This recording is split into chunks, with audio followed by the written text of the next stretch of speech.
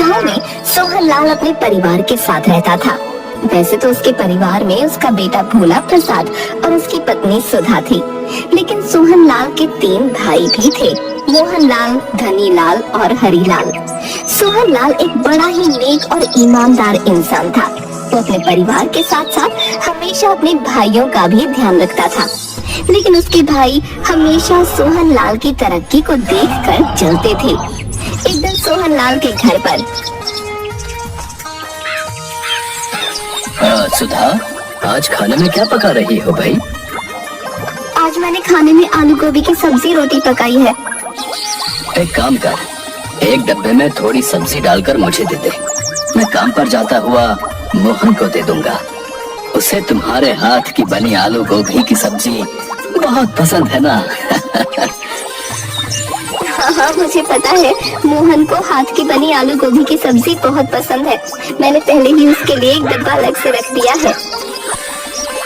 समय का पता नहीं चलता, ऐसा लगता है अभी कुछ दिनों पहले की ही बात है। माँ बाप भाइयों का हाथ मेरे हाथों में देकर खुद दूसरे लोग की यात्रा पर निकल गए, और पलक झपकते ही ये तीनों कब बड़े हो गए, शादियां हो गई, बच्चे हो गए, पता ही नहीं चला। सही कहते हैं, समय पंख लगाकर उड़ता है। चलो अब जल्दी से मुझे डब्बा दे दो, वरना मुझे काम के लिए देर हो जाएगी। सुबह सोहन लाल को मोहन लाल के लिए सब्जी का एक डब्बा और सोहन लाल के खाने का डब्बा देती है। सोहन लाल काम पर जाता हुआ मोहन लाल के घर डब्बा देने जाता है। मोहन, मोहन, अरे कहाँ है भाई? अरे जल्दी आ, मुझे देर हो रही है। अरे सोहन भैया, आप आज इतनी सुबह सुबह सब ठीक था घर पर? हाँ भाई, ऊपर वाले की कृपा से सब ठीक है। बस मैं तो तुझे ये डब्बा देने आया था। मोहनलाल डब्बे को अपनी नाक के पास लगाकर खुशबू लेता है।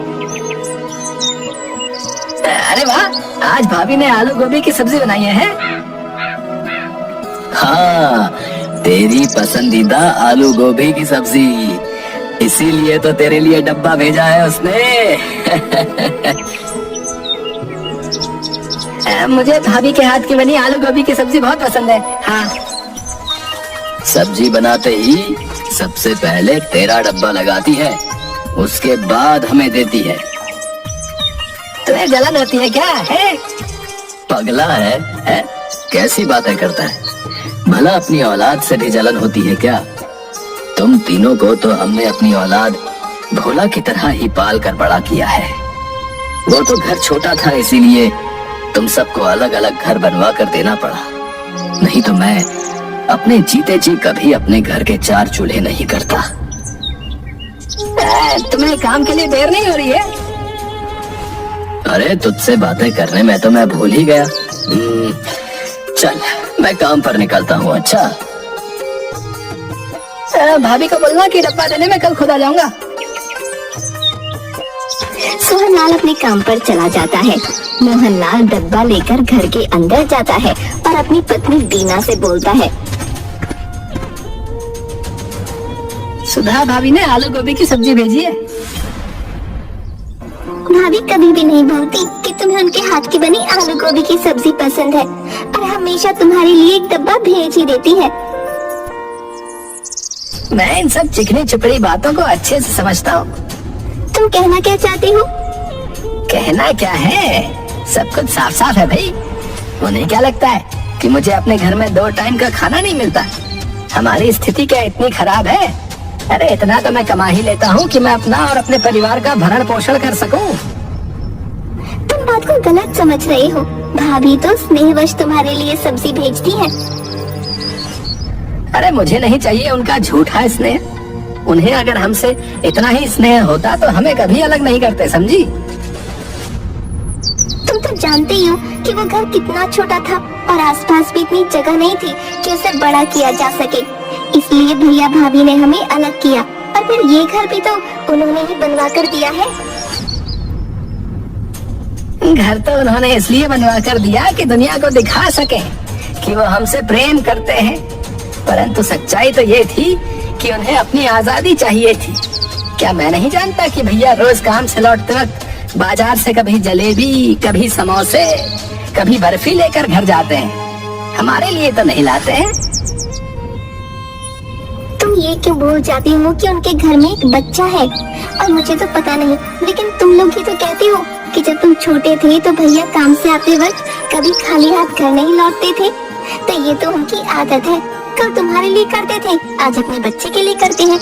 इसमें बुरा मानने वाली क्या बात है? तुम्हें अगर उनकी ज्यादा वकालत करनी है ना तो जाओ उनके पास ही जाकर रहो। मेरा दिमाग मत खाओ, बता रहा हूँ। मोहनलाल गुस्से में घर से बाहर निकल जाता है और सीधा अपने भाई धनीलाल के घर जाता है।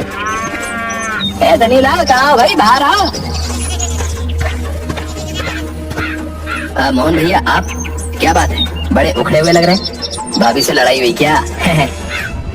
गुस्से में क्यों भाई? क्या मैं सबसे लड़ाई करता हूँ? नहीं भैया, मेरा मतलब वो नहीं था। आप कुछ उखड़े हुए लग रहे हैं, क्या बात है, मुझे बताइए। कुछ नहीं, सोहन भैया सुबह सुबह मेरा दिन खराब करने मेरे घर आए थे। क्यों, अब क्या करना है जो आदेश देने आए थे? सुधा भाभी ने मेरे लिए आलू गोभी की सब्जी भेजी है, वो देने आए थे। ओह, आपकी पसंदीदा सब्जी। ऐसा कुछ नहीं है, वो मुझे नीचा दिखाने आते। क्या मेरे घर में गोभी आलू की सब्जी नहीं बनती क्या है? या उसमें तेल मसाला नहीं पड़ता? हाँ भैया, बात तो आप सही कह रहे हैं। 2 दिन पहले सोहन भैया मेरे घर पर फल लेकर आए थे और बोले कि छोटी को बहुत पसंद है इसलिए ले आया हूँ। क्या मैं अपनी बेटी को फल नहीं खिलाता हूँ या खिला नहीं सकता हूँ? वो हमें नीचा दिखाने का कोई मौका नहीं छोड़ते। हर जगह हर समय बस अपने बड़े होने और पैसे वाले होने का रौब दिखाते हैं। तभी वहाँ हरीलाल आ जाता है। क्या बात है मोहन भैया, बड़े नाराज दिख रहे हो तुम दोनों। क्या नाराज देखेंगे, हम भगवान ने तो हमारे साथ गलती किया है। क्या बात हो गई, आप दोनों ऐसे क्यों बोल रहे हो? घर में तो सब ठीक है। घर में तो सब ठीक है, बस ये सोहन भैया सुबह सुबह अपना बड़प्पन दिखाने और हमें नीचा दिखाने आ गए थे। क्या बात हो गई, ठीक से तो बताइए, मैं कुछ समझ नहीं पा रहा। मोहनलाल सारी बातें हरीलाल को बताता है।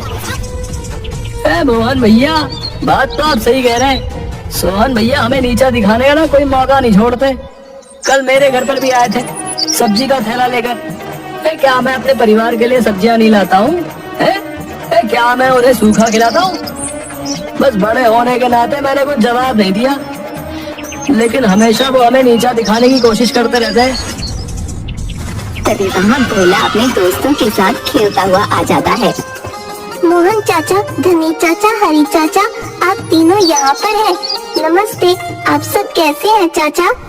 दिखता नहीं क्या कैसे हैं? अब क्या तुझसे पूछ कर हम कहीं जाए? ये भी हम पर रौब दिखाना चाहता है। नहीं चाचा, मैंने तो ऐसा कुछ भी नहीं कहा। आप सब मुझ पर नाराज क्यों हो रहे हैं? चल, पढ़ना लिखना कुछ नहीं है, सारा दिन गांव में आवारापन करता रहता है। चल जा यहाँ से। भोला प्रसाद उदास होकर अपने घर लौट जाता है। क्या बात है बेटा, तू बड़ा उदास है?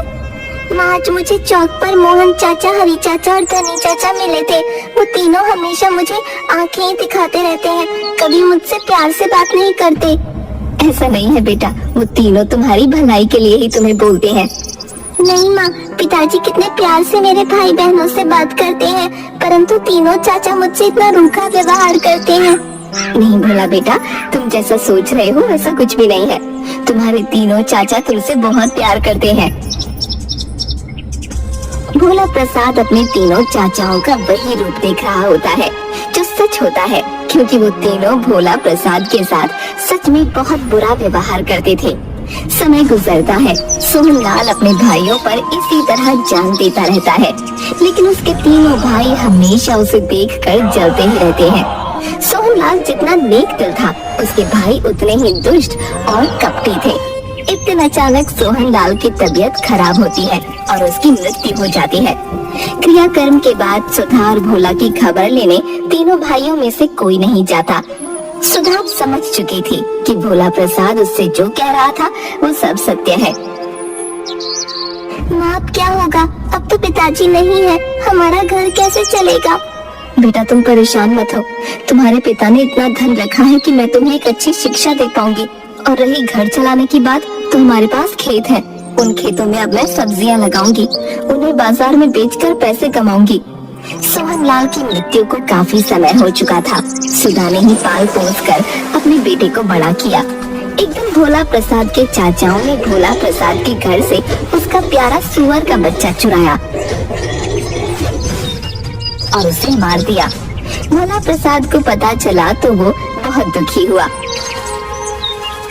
बस अब बात हो गया। अब मुझे अपने तीनों चाचाओं को सबक सिखाना होगा। उन्होंने जो बुरा व्यवहार मेरे और मेरे माँ बाप के साथ किया है, उसका बदला भी लेना होगा। उसने थोड़ी देर कुछ सोचा और सुअर के बच्चे का सिर काटकर शेष शरीर को दफना दिया। पास के गांव में एक ब्राह्मण रहता था। सुअर के बच्चे का कटा सिर उसके आंगन में छिपाकर भोला प्रसाद ने ब्राह्मण से कहा, अब आपके घर से तो सुअर के मांस की बदबू आ रही है। हाँ? असंभव। यदि ऐसा है तो मुझे सुअर का मांस ढूंढ कर दिखा।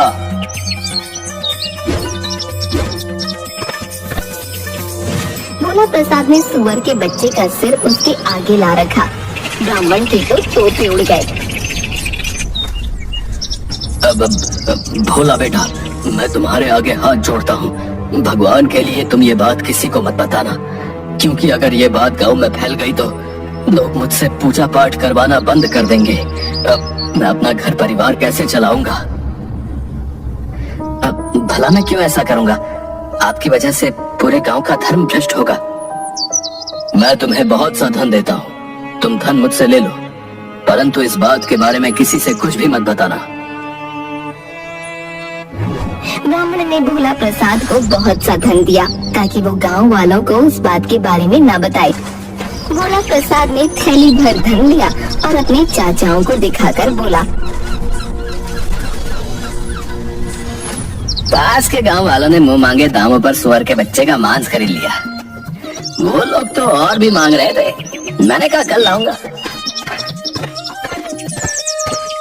इस बेवकूफ भोला प्रसाद ने तो हमें पैसे कमाने का अच्छा तरीका बता दिया है। हम सब भी अपने अपने और आसपास के सभी सुअर मार कर उनका मांस पड़ोस वाले गांव में ले जाकर बेच देते हैं और उनसे बहुत सारे पैसे कमा ले आते हैं। गांव वालों ने उन्हें सुअर का मांस लिए देखा तो जमकर पिटाई की।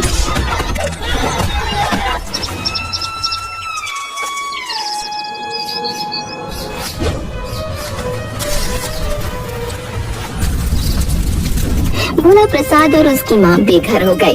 बेचारी माँ के आंसू देखकर भोला प्रसाद तिलमिला उठा। उसने राख इकट्ठी की और एक दूसरे गांव में जा पहुंचा। ले लो, आँख का सुरमा ले लो, इसे लगाकर बड़ा धन मिल जाता है।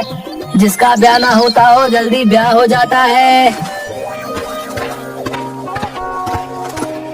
अरे भाई, क्या सच में मेरी शादी हो जाएगी क्या? अभी सिर्फ 40 का ही हुआ हूँ। अरे ये चमत्कारी सुरमा है, एक बार खरीद कर लगातार सुबह शाम आंखों में लगाओ, फिर शादी के बाद 4 बच्चों के बाप बनोगे। हाँ, लाओ लाओ भाई, जल्दी दो पुड़िया सुरमे की, दे दो। हाथ के हाथ एक थैली सुरमा बिक गया। शेष राख भोला प्रसाद ने छिपा दी। अपने चाचा के पास जाकर बोला, मेरी तो झोपड़ी की सारी राख बिक गई। क्या कहा तुमने? राख बिक गई? हाँ, इसमें क्या शक है? मैं कोई झूठ बोल रहा हूँ क्या? ये देखो, मेरे पास मेरे घर की राख बेचकर कितने पैसे इकट्ठे हो गए। अब मैं बड़े आराम से अपनी माँ के लिए नया और पहले से बेहतर घर बनाऊंगा, समझे? तुम्हारे घर की सारी राख बिक गई कि कुछ राख बची भी है? नहीं चाचा, सारी राख बिक गई।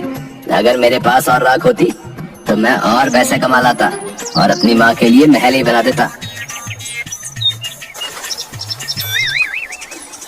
बस फिर क्या था, भोला प्रसाद की बात सुनकर उसके तीनों चाचा फिर से लालच में आ गए और उन तीनों ने अपने अपने घर फूंक दिए और राख ले जाने की तैयारी करने लगे। चाचा, आप तीनों उस गांव में जाकर गांव वालों से कहना कि हमें सुरमे वाले ने भेजा है। आपकी सारी राख हाथों हाथ बिक जाएगी। तीनों अपने घर की राख लेकर उस गांव में पहुंचे और जैसे ही उन्होंने सुरमे वाले का नाम लिया, सारा गांव उनके पास पहुंच गया। देखो भाई हरी, सारे गांव वाले हमारे पास आ रहे हैं। लगता है हमारा सारा माल मिनट में बिक जाएगा भैया। हाँ मोहन भैया, बिल्कुल सही कह रहे हैं आप। इस भोला प्रसाद की बेवकूफी की वजह से हम तीनों अब अमीर बन जाएंगे। हाँ। जो ही गांव वाले ने सुरमे वाले का नाम सुना और उन तीनों को बहुत बुरी तरह पीटा और बेचारे पिटते पिटते घर लौटे। चारों ने गुस्से के मारे भोला प्रसाद को मारने की योजना बना ली। उन्होंने भोला प्रसाद को जंगल के किनारे रस्सी से बांधा और खुद खाना खाने घर चले गए। उनके जाते ही वहाँ से एक सौदागर गुजरा। उसने भोला प्रसाद से पूछा, क्यों भाई, तुम्हें यहाँ क्यों बांधा हुआ है? जी मेरे चाचा मेरी शादी एक खूबसूरत लड़की से करना चाहते हैं। मेरे मना करने पर मुझे यहाँ बांध दिया। क्या ऐसा हो सकता है कि मैं तुम्हारी जगह उस लड़की से शादी कर लूं? मुझे तो बस कैसे भी शादी नहीं करनी है। लेकिन ऐसा क्यों? मैं किसी और को पसंद करता हूँ। भोला प्रसाद ने झट से सौदागर को बांधा और उसका घोड़ा लेकर रफू चक्कर हो गया। तीनों चाचा खा पी कर लेट गए। पिटाई के कारण पोर पोर दुख रहा था। गांव के रामू से बोले, जा तू भोला प्रसाद को जंगल के बीचों बीच फेंक कर आ जा। उसे वहाँ जंगली जानवर खा लेंगे। हमसे तो उठा नहीं जाता। उसके बाद हम तुझे सारे पैसे दे देंगे। रामू भी कम नहीं था। उसने अपने रिश्तेदार को ये काम सौंप दिया। रिश्तेदार ने सौदागर को ही भोला प्रसाद समझकर जंगल के बीचों बीच फेंक दिया। बेचारा सौदागर चिल्लाता ही रह गया। जी काम हो गया। तीनों चाचा मिलकर भोला प्रसाद की मौत की खुशी मनाने लगे। तभी भोला प्रसाद पेड़ के पीछे से घोड़ा लेकर चाचाओं के पास पहुंचा। चाचा, आपके आदमी ने मुझे जंगल के बीचों बीच नहीं फेंका, इसलिए केवल घोड़ा मिला। यदि जंगल के बीचों बीच फेंकते तो शायद बैल, गाय व हाथी भी लाता। खैर, जो मिला उसमें ही खुश हूँ। आप सबका धन्यवाद देने आया था। अब मैं चलता हूँ। तीनों चाचा फिर उसकी बातों में आ गए। भोला प्रसाद को पुचकार कर पूछा, क्या सचमुच जंगल के बीच पशु मिल रहे हैं? और क्या उन पशुओं ने तुम्हें कोई नुकसान नहीं पहुंचाया? हाँ, आप लोग भी ले आओ, जाओ। तीनों चाचा आलस छोड़कर जंगल की तरफ लपके। रामू को भी साथ ले लिया। जंगल पहुंचकर तीनों ने रामू को आदेश दिया, हम तीनों को जंगल के बीचों बीच छोड़कर आ जाओ भाई। रामू ने आज्ञा का पालन किया। तीनों को जंगल के बीचों बीच छोड़ दिया, जहाँ पर थोड़ी देर बाद एक जंगली भालू के हमले से तीनों की मौत हो गई और भोला प्रसाद को सदा के लिए ईर्ष्यालु और दुष्ट चाचाओं से मुक्ति मिल गई।